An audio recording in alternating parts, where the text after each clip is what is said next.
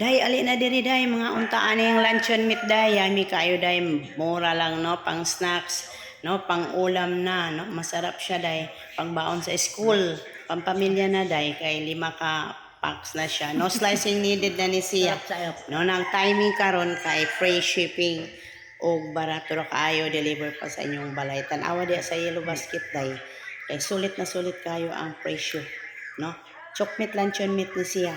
No, pwede nimo siya lutuon, pwede nimo pritoon, pwede nimo po ready to eat naman ni siya. O tilawi o tan-awa na pahak na day gamay na lang kay nabilin. Kay nahurot na sa mga bata. Paborito na nila day, no, na buong pamilya.